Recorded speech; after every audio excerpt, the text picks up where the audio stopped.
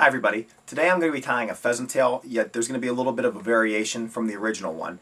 In this pheasant tail I'm going to be using a different material for the tail. Instead of pheasant tail I'm going to be using something called Coq de Leon. It's commonly referred to as CDL. It will be a pheasant tail body with the gold wire ribbing, and then at the front, instead of using a wing case or anything along those lines, I'm going to use a beadhead, but then directly behind it I'm going to insert a little hot spot, which will just be a really brightly colored dubbing. In another video I used a really fluorescent bead at the front, which kind of simulated that hot spot, which is basically just a way to attract the fish and have them kind of go after this fly and give them an additional reason to take your fly. There's a couple other variations that you can do for this. I've used an antron as a wing case, a really brightly colored antron, but in this case I'm going to opt for the brightly colored dubbing directly behind the bead, just because it's really easy to insert and it really makes the fly stand out from that 360 degrees. No matter which angle that fish is looking at it, it's going to see this hot spot at the front. So this is going to be the pheasant tail with a hot spot. Hope you enjoy, and if you have any questions, don't hesitate to leave me a message here. Thanks.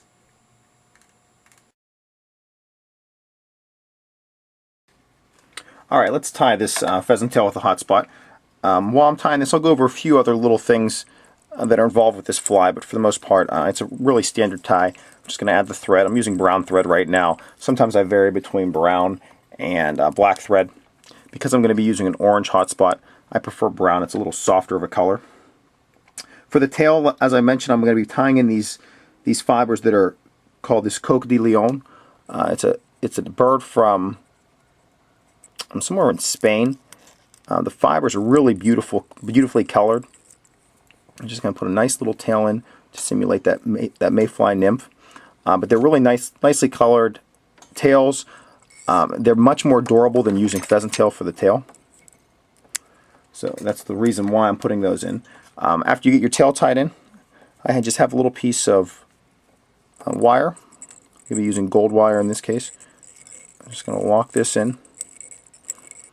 And now I'm going to lock that in, going the full way. I do have a tungsten bead on this fly. I'm not sure if I mentioned that at the beginning. So I'm going to let this wire go nearly up to the bead. So now I have my bead on the front. I have these Coq de Leon tailing fibers. I have my wire, and now I'm going to tie in some pheasant tail.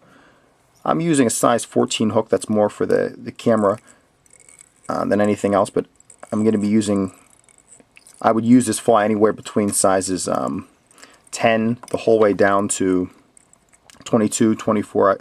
I use them that small. Okay, and the one nice thing about using these Coq de Leon tailing fibers is that you get away with using kind of, I don't want to say the lesser quality of your pheasant tail, but you can use pheasant tail that has uneven or bad tips, because you're not going to worry about using those tips for the tailing fibers. Now I'm simply wrapping the pheasant tail up. I'm going to go nearly the entire way, but I do want to leave just a little gap behind that bead for my hot spot. Okay, I'm going to lock these pheasant tail fibers in place. And my one tip is, anytime you're using pheasant tail fibers, you either want to wrap back over them with your thread or bring up some type of a ribbing to lock them in place. And in this case, that brass wire will do that. Now when I get up near my bead, I am going to really build that head up behind the bead, which will lock it in place, also add a little bit more weight, and it'll give me a nice little placement for my hot spot. Now at this point there's a couple different things that you can do as a tire. I'll try to point this stuff out. If you'd like to add a little peacock, you can put that directly over top of this pheasant tail. If you'd like to put an antron hot spot, you can kind of tie it in maybe a fourth of the way back, lock it in as a wing case, and then bring it over either your peacock or your peacock dubbing, something along those lines. Or in my case, I'm going to be using this stuff known as ice dub. I have the color orange. This is one of the better colors I believe to use. I also love to use pink and a few other really fluorescent colors. Now, you can't really see what's going on here, but I'm simply dubbing it around the thread. I'll bring it up so you can get an idea of what's going on. I put a short amount of dubbing. I may even have too much on right now. You're looking to dub approximately 1 inch at most on, just so you can get a couple wraps of this stuff so it can be seen the whole way around. There's one. I got 2 turns. That's exactly how much I want. Once I have those 2 turns on, which may even be just a hair too much. I'm just going to put a little half hitch. I'm going to lock this the rest of the way. That is now locked in place. Get my thread out of there. Okay, and this is the finished fly.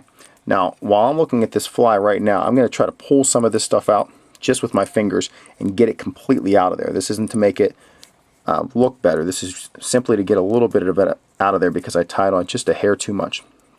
So I'm just going to pull a little bit of it out of there, which will also help to represent its legs in a sense. I'm going to take a little bit of Velcro. Now I am doing it just to make it look a little better. I'm going to pull a little bit more of it out while I'm doing that, just to make it a little crazy and to allow that fly to just show a little more flash throughout the water. Okay, now I am finally finished with this. This is the finished version of this pheasant tail with a hot spot. The little variations are that it's with this Coq de Leon tail, and we're using ice dub colored orange at the front for the hot spot. I hope this fly works for you, and if you have any questions, please feel free to leave them on this YouTube page, or you're more than welcome to email me. Thanks for watching, and as always, I really appreciate the comments.